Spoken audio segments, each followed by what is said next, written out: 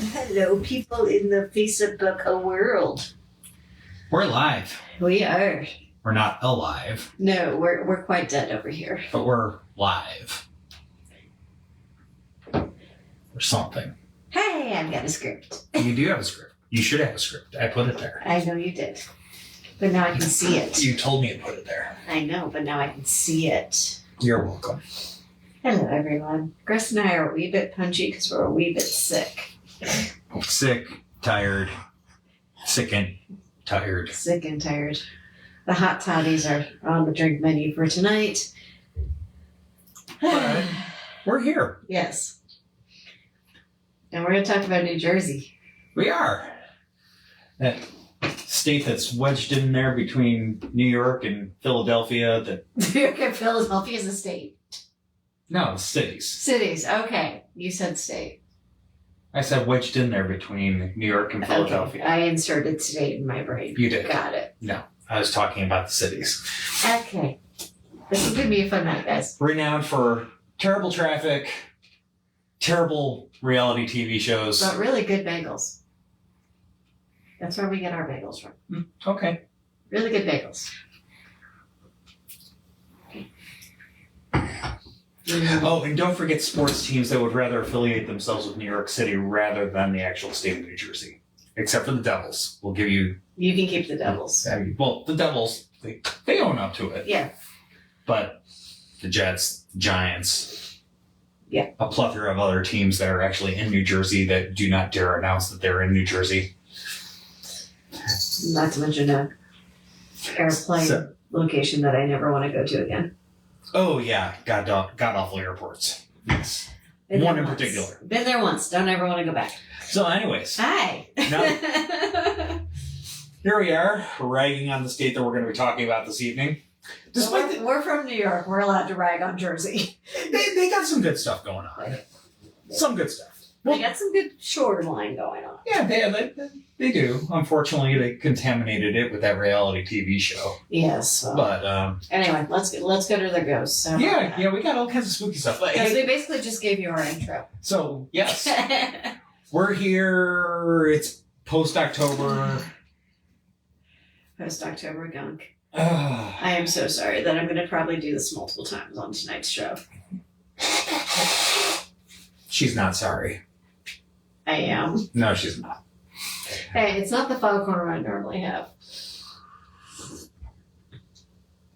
But anyways, so yes, we made it through October. Somehow we made it through October. We still have tours going. Of course, we always have the tours going. Yes. The tours go year round. We have tours going tomorrow, though. Your hair looks fantastic. Thank you. It's fiery still. It's fading, but it's still there. Although my blue is trying to come through up here, which I find rather amusing. But I have orbs starting to appear in my head. we hope that you all had a delightful spooky season. Yes. And because, yes, we had a delightful spooky season, an exhausting spooky season, but a delightful spooky season. And now we're going back into the original spooky season. Yes, snap back to the original spooky season, the dead of winter, if you will. So, yeah, and Alex says, yes, what should I visit if I ever pass through Jersey? Yes, so that is what we're here to talk about tonight. Real quick, before we dive right into it, a couple of things I want to make sure that is on y'all's radar. We have a haunted dinner. We do, on but the schedule. Even before that, we're going to be going back to the John Marshall House Saturday, November 23rd. Yes, please come. Which is also coincidentally the same day that we're going to be at Virginia Comic-Con. Yes. So, doing Comic-Con, then going to the John Marshall House that night for tours. So, come on, see us at Comic-Con. Come on out and see us at the John Marshall House. And then, of course, we do have other our tours going on, basically every other day as well. And then, yes. In December, on Friday the 13th. Haunted Dinner. Haunted Dinner. Patrick Henry's Pub. Tickets are already on sale. Yes. And it's going to be about... Christmas. Christmas. We're going to do a Christmas one. Even though it's Friday the 13th, we're talking about Christmas because it's December and, well, I don't have time to find an unlucky script. Yeah. So, anyways. Or a lucky script. Hi, buddy. But yeah, so we got those coming up on the calendar. Check them out. Both available on the website already. And yeah, so we find ourselves in New Jersey. Now, if you're going to be driving through New Jersey, this might not be the first place that you want to go. I mean, the name is Shades of Death. Yes. So, yes.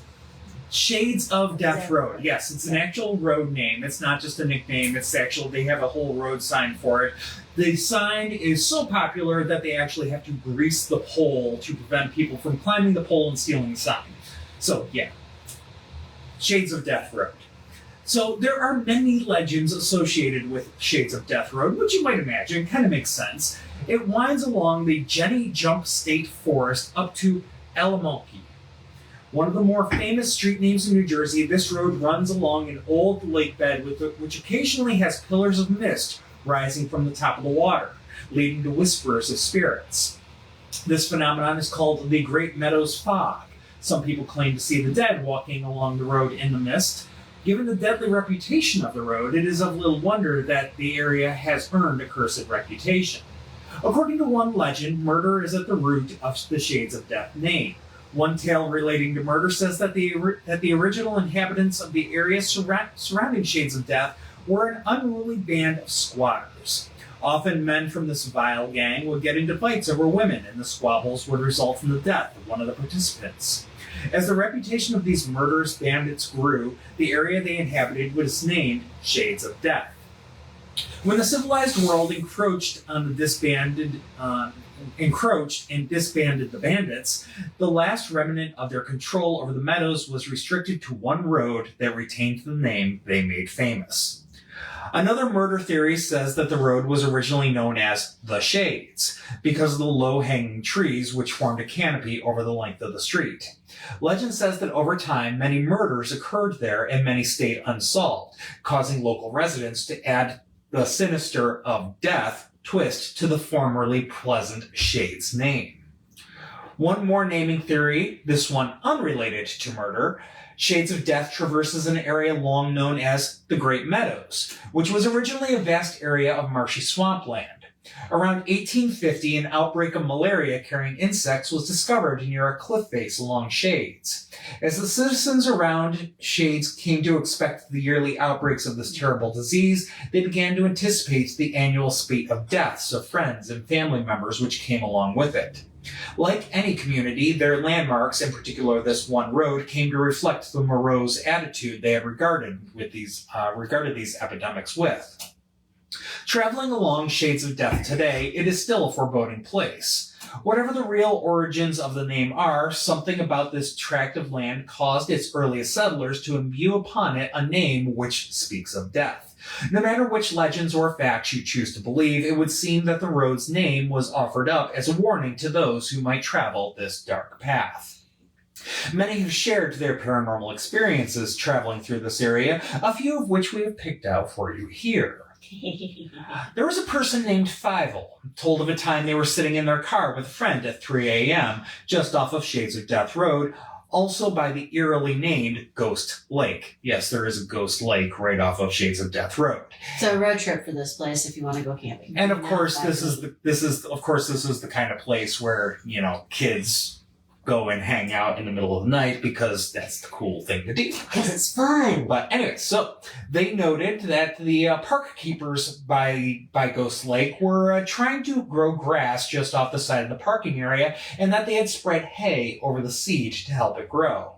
As they sat there, they saw the hay start to move, as if someone was walking on it. The footprints continued around the area for about 10 minutes before dissipating.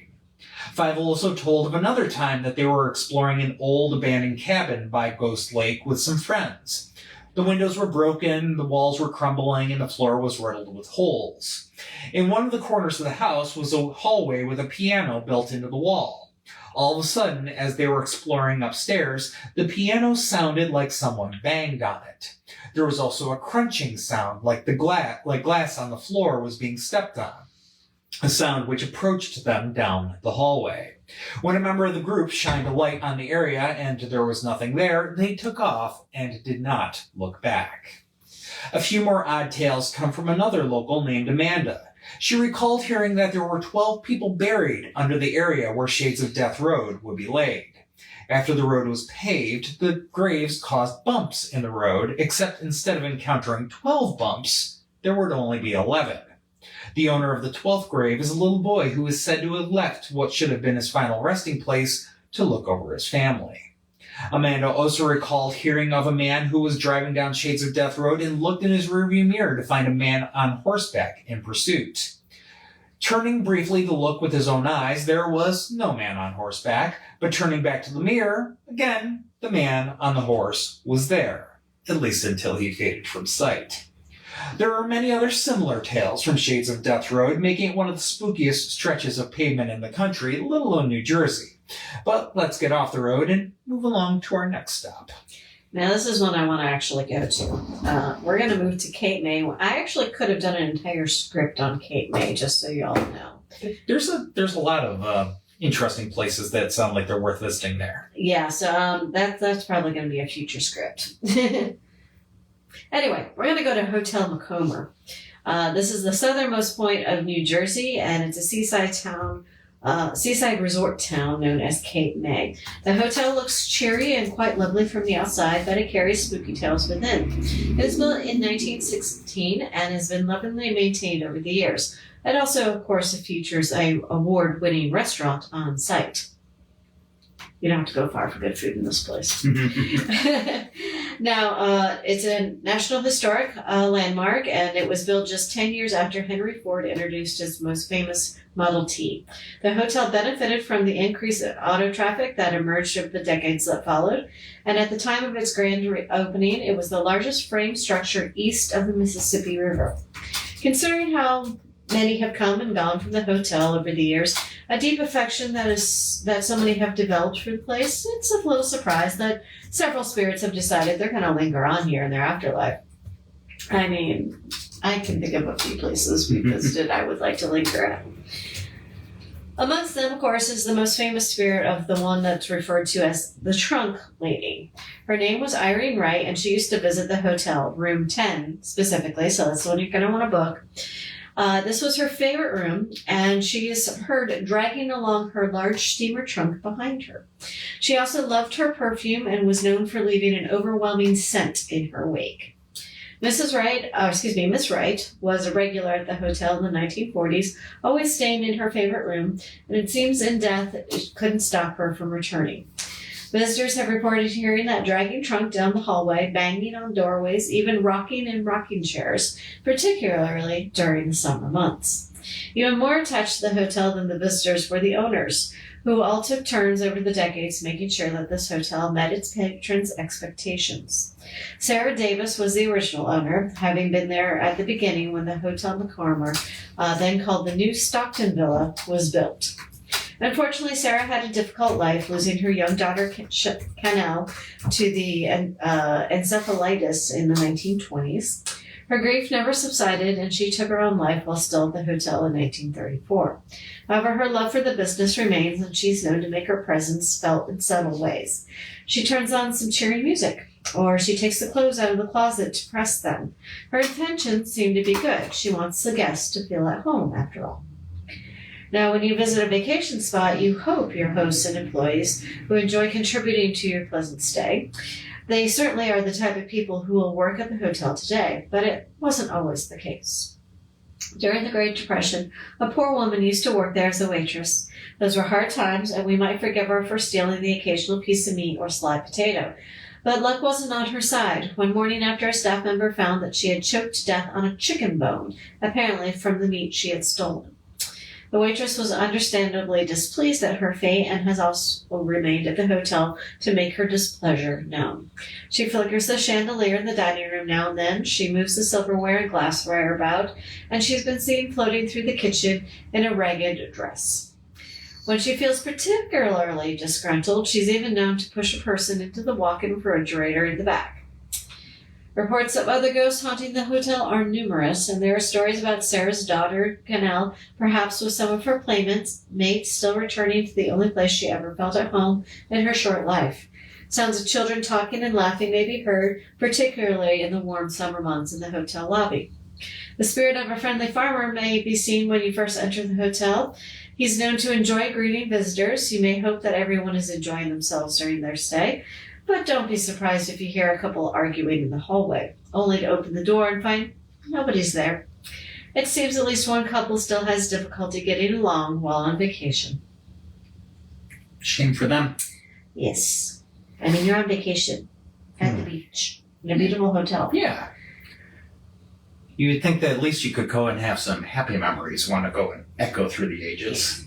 I mean, we do know strong emotions do lay down ghost footprints, so. No, this is true. But anyways, we're not done with the seaside resorts yet. Yeah, there's quite a few of them. Yeah, but I think this was the only other one we included for this episode. Yes, again, I could have done a whole thing on seaside resorts. The Jersey Shore seaside resorts. Yes. But so And for those of you that are asking, this is Nico. yes, he's Nico. Nico has made his usual appearance. His wrecking ball appearance. Yes. But yes, so this next resort that we're going to head to is in Bay Head, and it's the Grenville Hotel and Restaurant. It sports a Victorian gingerbread aesthetic, but harbors some spooky secrets. American designers began using this gingerbread type of embellishment about 20 years before the Grenville Hotel was built in 1890 by Wyckoff Applegate. Applegate and his wife, Susan, had several children who unfortunately died young. Applegate himself passed in 1921, and in 1922, Nellie Georgette bought the hotel. She named it the Georgette. In 1945, the hotel was sold to the Grenville Group, giving it its current name, before changing hands several more times in the decades that followed. In recent years, it has been beautifully restored to its original elegance. It now has 29 rooms, including 5 suites. There are also private showers, heat, central air, and an elevator. The hotel also boasts a 4-star rated restaurant where tablecloths have been known to fly off of tables. No matter how much the hotel has changed, the ghost sightings that began in the 1950s continue to spook the guests and staff. The most common physical activities take place in the dining room. Silverware, glasses, dishes are moved about and sometimes broken. The dining room, 3rd floor, and the front desk are also hot spots for different sounds. Guests commonly claim to hear footsteps and voices in these areas when there should not be. There are also reports of a strange mist in the hotel, loud noises coming from empty rooms, and the furniture in those rooms changing positions. Some people have witnessed glowing orbs or just feel a presence. The most common sound is the laughter of children playing. Perhaps these are the ghosts of Applegate's deceased children, and they still roam about the hotel. Not only are there objects moving and sounds, sometimes there are full-bodied apparitions. One employee claimed to see ghostly children playing in the lobby. Some guests have witnessed people dressed in elegant 19th century clothing walk down hallways or through their rooms. These apparitions may be former owners or guests who perished at the hotel. Try not to worry, as these spirits have never tried to cause harm to any of the living guests. The 3rd floor of the hotel gets the most activity, especially rooms 303 and 304. So if you're looking for some ghostly activity, this would be your place. One account of a guest who stayed in room 304 highlights the paranormal experience that he had. After returning from a fun day at the beach, he heard children laughing in the next room, but never saw any children in the hotel. The night was not over for this guest. He was roused awake at 1 a.m. that night by the sound of footsteps moving towards the bed, and then saw someone sitting at the edge of the bed. This experience spooked the guest so much that he called the front desk. After the owner assured him that it was nothing to worry about, a young woman in a 1920s-era white evening gown appeared. He asked her who she was, but she disappeared, preserving the mystery of her identity. Any questions? Nope, no questions yet. All right. I have to put in a haunted theater when I find one. Because you do. Yes, because I love haunted theaters. The theater. The theater. The theater. Yes. This one actually is unique. So this is Darress Theater in Boonton. It's a fun name. It is. Now, the structure needs a little TLC. The theater has been closed for several years, but it was purchased by the community in 2020 and transformed into a performing arts center. As of today... To transform. It's still work in progress. as of today, they're still fundraising for the project, and they hope that their efforts, of course, are well rewarded for this historic structure that the spirits call it their home. And the spirits that call it, yeah. Because... You all right there? No. I'm sorry, everything just drained. No, I'm not all right. Anyway, so what's unique about this is that this theater is actually categorized as a reverse theater, something that many probably hadn't heard of. You see, when you enter into this theater, you enter the lobby that is located underneath the stage, and then you work your way up, and then you come out from underneath the stage and walk up to your seats. And then do a complete 180 looking at the stage and the entrance to the theater underneath the stage. Yeah. So where a pit would normally be for an orchestra, that's actually where you're entering into the theater, the auditorium space. Sounds really interesting. Yeah. It's kind of cool. There's not too many of these. Yeah. But the reason they did it is because they basically kind of built it like on a hillside. Yeah, so they had to enter that way. They couldn't dig down because of the rock. Yeah, it would have been way too much trouble. So, yeah, they got a little creative with how they designed the theater. Yep. So because of that, they didn't want people climbing 3 flights of stairs, then walking down to their seats. So that's how you enter. Now, another unique feature on this theater is that the large door on the front wall of the theater is about 12 to 15 feet off the sidewalk. This is actually where they used to load in and out the animals for vaudeville acts. Animal trucks would let down their back opening. The animals were led across a plank into the back of the stage that's located at the top of the entryway to the theater. They didn't really have to go that far. Again, fun little structural detail. Yeah. Somebody's getting a lovely head massage. He is having a lovely evening here. Until he decides to bite me. Yes. That will happen. While the structure, of course, needs restoration, the theater does come well equipped. It includes a working organ for silent films. The Darress has a long history of being owned by people willing to invest in technical tools, lighting, stages, film projectors, film screens, and it's making it possible to offer the opportunities for a wide range of the arts and the entertainment that will, of course, draw the locals, but also people in from other towns. Now, when the theater opened in 1919, the creation of the architect Charles Darress, which is where it gets its name, he actually wanted to find a perfect place for vaudeville and any other form of entertainment of the arts that people enjoyed. So this was a blue-collar town in Boontown, and they enthusiastically embraced this new theater. A few years later, it was actually changed to State Theater, and it was a 1,000-seat vaudeville theater where comedic team Allen and Gracie and other well-known comedians such as Laurel and Hardy entertained packed audience with their comedy routines. Because of the quality of what they offered on stage and later on screen as well, the Darress Theater actually became a cherished institution not only for the people of Boontown, but the surrounding area as well. The Darress/State Theater has always had owners eager to remain competitive and were willing to diversify to include other forms of popular entertainments. From its beginning, it served as a multi-purpose arts theater, showing films, hosting various events for groups in the community. The State Theater began in its long relationship with movies by showing silent films, with the organist playing the appropriate music on the theater's organ. When talkies arrived in the 1929, the sound projector was added and movies with sound made their debut. By World War II, the State Theater was making the most of its money showing films and getting away from the roots as a stage theater with live performances. In the late 40s and 50s, the State Theater enjoyed a large community support, mostly a film theater with a few stage acts thrown in here and there, plus some concerts from the groups in the community. Outside marquee had an upscale black glass facade and an elaborate multi-lighted sign. It was a glittering jewel of Boontown's Main Street. The lovely marquee eventually fell apart due to other more pressing needs in changing times. Troubling competition reared its head in the 60s and 70s with the building of a new multiplex movie theater with all the bells and whistles of a modern cinema in nearby Morristown and Rockaway Township. The State Theater wasn't able to be renovated to keep up with the competition and wound up being a second-run double-feature dollar theater, which didn't bring the sustaining revenue in that it needed to keep up with the aging facility. It was closed in 1979, listed on the real estate market, a huge fixer-upper opportunity, and was purchased a year later by a development team, changing the theater's name back to Darress. They had big plans to pull the Darress Theater's business status back into the category of being a first-run movie house.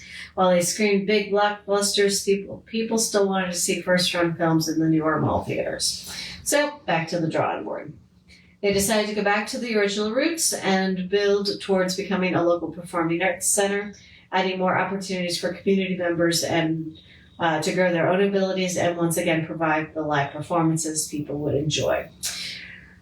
It largely worked. The Darress Theater thrived for the next 30 years. The original auditorium space was renovated in a practical way. It reduced from the original 1,000 seats down to 600 to make room for a lounge area and workshop space for various activities. It was still leaving the large theater and auditorium hall intact. Now there's also, of course, offstage dressing rooms, restrooms, other necessities needed for the theatrical and film theater, including the lights, the sound, and other technical gadgetry. Since the owner's retirement in 2019, the community has since been working to secure the Darress Theater as a landmark for years to come. As is the case with many theaters across America, the spirits linger on here in the Darress. Now, they may be shades of performers, managers, or visitors. It's unknown who and how many spirits are in residence, but they tend to be most active when they have the theater to themselves. Singing is heard coming from the empty theater late at night, performing for an unseen audience, perhaps just practicing for the next big role. Staff has seen the empty chairs on the first floor auditorium go down, like an unseen presence is sitting there. Staff has also heard unexplained footsteps, disembodied voices, and conversations. If we have to hazard a guess, they're probably talking about what the future has to hold for the theater. That makes sense. Yeah. And we hope to hear that it actually gets their fundraising goal met and soon work will continue. Yep. Yeah, the community, the Boonton community website has a big fundraising page, details for the future of the Darress Theater. Unfortunately, if you go and look up like on Google Maps right now, the Darress Theater is listed as permanently closed. So it's still a work in progress, but it is, being worked on. So yes. Fingers crossed for everybody involved, the living and the spirits, that they managed to go ahead and get it up and running and make it a jewel of the community once again. Yes. Yeah. Our next stop is going to be the picturesque town of Clinton, along the south branch of the Raritan River in northern New Jersey. The focal point of this community is the historic Red Mill, which dates back to about 1810. It was founded by Ralph Hunt to process wool, but the business fell apart with a crash in the domestic cloth market. Ralph eventually defaulted on the mortgage, losing more than 400 acres and mills on both sides of the river. The Taylor family then stepped in to take advantage of the situation. From 1828 to 1834, John Bray and John B. Taylor took over running of the woolen mill. The Taylors changed the name of the town from Hunt's Mills to Clinton after the popular New York governor DeWitt Clinton. Bray and Taylor continued in the woolen business, but they also diversified by grounding bead, flour, and stone plaster, as well as by selling chestnut wood. They even opened a dry goods establishment, which carried everything from china to sheet iron. But despite their savviness, Bray and Taylor also failed in their business, eventually selling it for 3/4 of what they paid for it. For almost a century, the mill would change hands every few years, with different proprietors attempting to use the mill for different purposes. It would serve as a grist mill, a basket manufacturer, an electric producer, a graphite mill, and a talc grinder, before being purchased by the Clinton Water Supply Company in 1928. At this point, the mill ceased operations. Today, the mill is home to the Red Mill Museum Village, featuring exhibits that share a small part of the history of this building and its ever-changing role within the Clinton community. During the course of many tours and school group programs, visitors to the Red Mill Museum Village have commented on the reenactor on the mill's 3rd floor. They speak of an old man in period clothing, in a black hat, that doesn't talk. The thing about this is that the museum doesn't employ any reenactors. Given the age during which the mill operated and the toxic nature of some of the products that were processed, the mill would have been witness to hard, heavy, and dangerous work. There were no safety latches or guards on the machinery, and there certainly was no OSHA. There are accounts, some proven and some passed down through the generations of townspeople, of how workers and residents of the mill property met their untimely deaths. A young girl, the daughter of one of the mill's owners who died in the early 1900s at the age of 6 or 7, can sometimes be seen and heard on the property. While she didn't die in the mill, she is said to have been very fond of coming to the mill with her father. Another unfortunate person was a mill worker that fell into the third-floor hopper. He was likely raking product into the hopper and suffocated when he fell in head first. This might be the man that has been mistaken for a reenactor by tours and school groups. There is another story of a young boy who lived at the tenant house on the property. It was reported that he was cleaning a weapon and accidentally shot himself. Another member of that family had a sudden heart attack and died on the front steps. Some of the strange occurrences have been experienced at the tenant house, including footsteps on a vacant second floor and bells swinging back and forth on their own. Museum volunteers and past tour participants have also experienced strange things, such as an unseen hand tugging on their clothes or a hand on their shoulder, only to turn and find no one there. Red Mill leans into their haunted heritage, featuring monthly ghost tours and a large haunted event in October that is their biggest fundraiser of the year. They have also hosted numerous paranormal investigations, including a visit by the Ghost Hunters TV show. If you're looking for a spooky place to drop into all year round, this might be one of your best bets in all of New Jersey. It's situated right off of I-78 as well, making it an easy place to drop into on a northeast road trip. All right, so we're going to pop over to Glendora, and this is one of the commuter towns in New Jersey that's just across the Delaware River from Philadelphia. Here, the Gabriel Davies Tavern is one of the most notable historic landmarks. According to Sharon Mickle, the president of the Gloucester Township Historic and Scenic Preservation Committee, in 1756, Gabriel Davies built the 8-room structure that he lived in with his wife and 3 children, and it was to accommodate travelers and watermen along the Big Timber Creek as a way to make a living. You get all the cuties. Apparently so. I don't know why they all want my lap. Because they do. Because I have the least available accommodation. Yes. No, there goes Nico. And Vincent's just gonna plop yourself right down. Take your brother's warm spot. Yes, if mommy stops petting me. It's shameless. Absolutely shameless. Cat politics. All right, so after Gabriel's passing, his widow Sarah Davies declined to renew its license in 1768, and it ceased to be a tavern. Do we have a comment? I need a bigger lap. My lap is more than big enough already.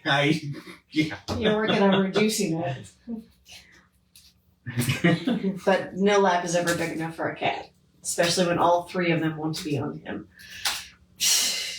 Anyway, after that, it served as a home to some of the township's most important Revolutionary War figures, and the attic was used as a hospital for wounded soldiers.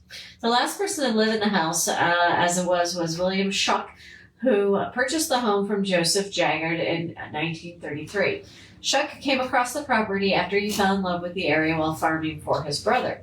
Jaggard was the last of the Warwick Jaggard family to own the home after approximately 100 years. The home was cluttered and in disrepair, with the goats roaming in and out of the house when Shuck first met Jaggard. In order to sweeten the proposition of a sale, Shuck promised Jaggard he could live with him and help bring the house back to life while earning his keep. Shuck made his living working in the composing room for a local newspaper and was also an artist. Many of his paintings still grace the walls of the historic home today. When Shuck died in 1976, he declared in his will that a historic home that he had purchased for 4 decades earlier should be given to the Gloucester Township for just $1. So long as the town officials created a historical society and kept the house open to the public for tours, also to let him be buried there. Little foreshadowing on that. According to Visit South Jersey, the Tavern has had many ghost sightings and stories over the years. The original furnishings are still in the house, and there's still blood stains in the attic. On occasion, people have observed someone walking upstairs in the rooms, lights in the windows, strange sounds of people suffering. Among those said to haunt the tavern is William. He is, of course, the last owner of the property. His final resting place is just behind his one-time home, and he's hardly alone. Some believe that Joseph is also there, haunting the place as well. Psychic mediums, who along with paranormal groups have participated in many fundraising ghost research nights, have claimed to make contact with Shuck and Yeager, as well as with others who roam the hallways and the rooms of what is now the museum. During one of many investigations, Frank Lazaro, director of New Jersey Researchers of Paranormal Evidence, said while looking out the second floor window, he saw a woman wearing what appeared to be a white silk dress walk across the property, and it seemed like 10 seconds before she vanished. While standing inside the home on a chilly October evening, Sharon Michael recalled the time she and Marty Haynes, a local medium, investigated the upstairs bedroom with Theodosia Warwick Jagger, Joseph's mother. Michael brought in letters to read and that were written in the late 1800s, and Theodosia's brother Richard, who was working in Wyoming. Theodosia also wanted her brother to come back because their mother was ill, but at the time was never right for him to come home. Before Michael could even get out the letters, Haynes said, "She's looking out the window. She's waiting for someone to come home." Haynes, who has worked as a medium for over 20 years, says she feels Theodosia used to watch the ships and the people come in. She claims to have seen Theodosia sitting on her bed, walking around, usually wearing bluish or a gray period dress, a very proper woman. During one of Haynes' visits to the house, Michael said that she told her there was a man with them in the basement. She described the man as wearing overalls and a cap and had something wrong with one side of his body. Like he was in the war, but he had an accident with a gun. Michael was stunned after hearing that. Weeks before, a picture was discovered of Yeager in his older years, standing by a tree, dressed in a hat and jeans, similar to what Haynes had described. Not visible in the picture is Yeager's wooden leg, which is covered by his jeans. Haynes never had seen the picture. The folktale behind Yeager's injury, as Michael explains it, is that while hunting in the early 1900s, he had decided to rest against a tree, placed a shotgun next to him. He had started flailing his arms around when a bee started to bother him, knocked the gun to the ground. The shotgun landed and blew off most of his leg right below the knee. He was all alone, and he used his belt as a tourniquet. He had to clean up a bit, and that little bit of his leg with a knife, and then he crawled back to the house. In the house under the protective case is Yeager's wooden prosthetic that he carved from a log. Just after Haynes saw Yeager in the basement, Michael asked her as a test to ask him which room was his. After delaying for a few minutes to give Haynes time to find the room, she went upstairs and discovered her in Yeager's room. As she walked in the room, Haynes said to her, he says, "What took you so long?" Haynes claimed Yeager's spirit took her on a tour of the home, even when she showed her where he signed his name on the pane of glass in his room. She says of Yeager, he's a very nice person, very warming, very interested in telling a story and letting people know why he's still there. As for Shuck, Haynes said that there is he is there because he wants to make sure that they take care of the property. During one of the first paranormal events she chaperoned, Michael said that she went up to Shuck's bedroom with Haynes and stood in the doorway while Haynes talked to Shuck's spirit, explaining why they were there to raise money to help with funds for the historic project and educational sessions. Haynes explained to Shuck who Michael was and then relayed a message back to her saying, "He's tipping his hat to you and saying thank you for everything you do." Ta-da! Voila. That is it for tonight. Tonight's script was a little on the shorter side. Again, sorry folks, we are under the weather. Yeah, we're just we're now in post-October recovery mode. So, hope that you enjoyed your tales from Haunted New Jersey, and there will at some point be a Haunted New Jersey Part 2. Yes, there's a lot of stories I did not touch upon. For all of our ragging on New Jersey and with our opening, it is quite the charming state with lots of haunting and cute places to go visit. From the mountainous areas on the kind of the northwest end of the state to the Jersey Shore, all kinds of fun things to check out, very pretty places to see. Yeah. So yeah, add it to your next road trip, because heck, New Jersey, not that far away. No, it's not. And you don't even have to drive; you can take the train. Yeah, go for it. So next one, 2 weeks, we're going to be doing Haunted North Carolina on the 18th. And then once we hit December, on the 2nd, we're going to do Haunted Germany. So we're going to take a little jaunt across the pond. So wonderful. Yep. And then, of course, we're going to do our usual Christmas as well. So, and Chris is actually eating a lovely, lovely orange and cranberry oatmeal cream pie. OMG OCPs. They're down on the 17th Street Market, and they make amazing oatmeal cream pies. So, this is a unpaid advertisement, because we just love our local businesses, and we think you should go check them out. Yes. So, yes. Excuse me. Yes, we need to go break up a cat fight. There we go. Nico is being he's being a jerk. Yes. He's after his sister. For no reason, other than her just existing. She was in a box, and apparently that was not acceptable to him. Yes, orange cranberry. Yeah, orange cranberry, very tasty. They rotate through flavors. What was the other one? This one's an apple crumble. Apple crumble. So. They had s'mores this month. The s'more was really, really good. Yes, it was. And they always have salted caramel. That's a pretty regular one. But they also had Nutella, which you had. Oh, the Nutella was very good. So. Yeah. But yeah. We do enjoy their oatmeal cream pies. Yep. Make it a point to stop in there every once in a while. Give us a little treat. Yep. So, this is the last of this batch. Bought them on Saturday. They still taste just as fresh as they did the other day. Yes. Without any preservatives or anything. They kept in the fridge. So. And you can freeze them. Yep. You can freeze them if you're so inclined. We do not, because they don't last that long. But anyways, yes. So, yeah, North Carolina, looking forward to that. And, yes. Yeah, orange cranberry. Very, very tasty. Very fall flavor. Yep. So, anyways. Yeah, thank you for joining us. Mm-hmm.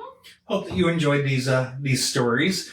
We are, hopefully by the time you see us again on here in 2 weeks, we will be a little bit more with it, a little more healthy. And I will say, yes, I know, I will address the elephant in the room. Election day is tomorrow. If you were hoping for spooky stories related to politics or anything like that, no, just not doing that. But we did do a show 4 years ago on Election Day Eve, the wraiths of Washington, D.C. If you want to go back and look that up, you can get your dose of Washington, D.C. / not really political per se, but Washington, D.C. spirits. You can go back and check out that episode if you want to. And we did one with haunted presidents, I think the following February for President's Day as well. Mm-hmm. Yes. So you can check that one out as well. See which of our presidents have all had experiences. Yep. That was a combined episode in the sense that it was presidents that have had paranormal experiences and presidential hauntings. Yep. The ghosts of presidents. So, a little bit of both in that episode. But anyways, with that, come on out, see us on a tour. We're basically, again, doing it all year round. So, Lee was actually out giving a tour tonight. Lee is giving a tour tomorrow night. I've got a private tour tomorrow. Yep. And then we got tours, Thursday, Friday, Saturday, Sunday this next weekend. So, and then, of course, even on the nights where we don't have something locked in, we have the choose your own option. So, stuff going on. Or wait, no, not Thursday. Not Thursday. Just Friday, Saturday, Sunday this weekend. In any case, Thursday is open for a choose your own if you want to take advantage of it. So, that said, we will bid you all a good night. Thank you again for watching, and stay spooky. See you in 2 weeks. Yep, stay spooky, y'all.